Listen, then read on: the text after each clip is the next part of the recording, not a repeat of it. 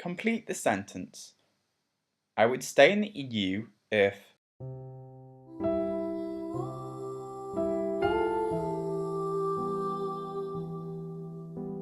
So Gordon Brown did an interview with the BBC recently in which he basically said the government won't achieve their key objectives on Brexit, and that by the summer of next year there needs to be a game changer to reverse leaving the EU.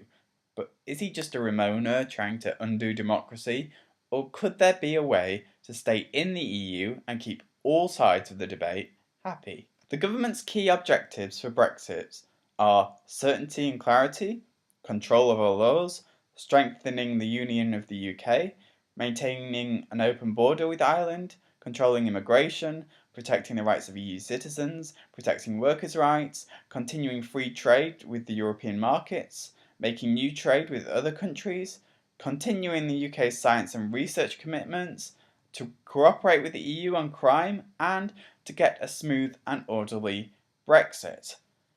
Phew. That's a lot still to do with the time running out to make a deal on it. Is it achievable given the time we now have? Well, there are certain things which are in the interests of both parties, such as the island border and crime prevention. Then there are things less important to the public that the government can skip, such as science funding. But then everything else carries huge political weight that could spark a debate that never ends.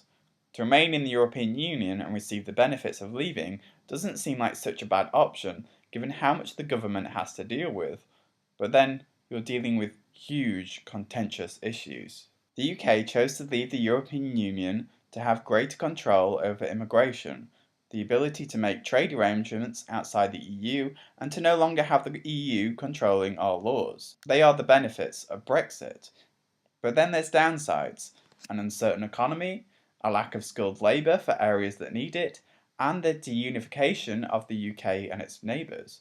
So is there a compromise to both? Well, to control immigration, one would have to end free movement of people, but then you'd also have to fully assess which industries we need immigration in and let people in that want to work in those industries. That doesn't stop people getting annoyed from other cultures coming in. To create further certainty for the economy, one would have to keep the current economic model we have as similar as possible. So being in the single market and the customs union to allow free trading with Europe, but then you lose out on the benefit of controlled immigration and possible access to trading outside of the European Union. The game changer might be to keep everything but end free movement of people. That would mean a control on immigration and ability to trade outside of the European Union. That would be a super special membership of the European Union, which I'm skeptical they would even think about, let alone allow.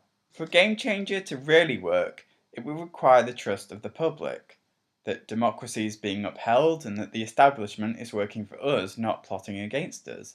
With the UK having an unpopular Prime Minister and voting for Brexit, it doesn't seem that political trust is at hand in the UK.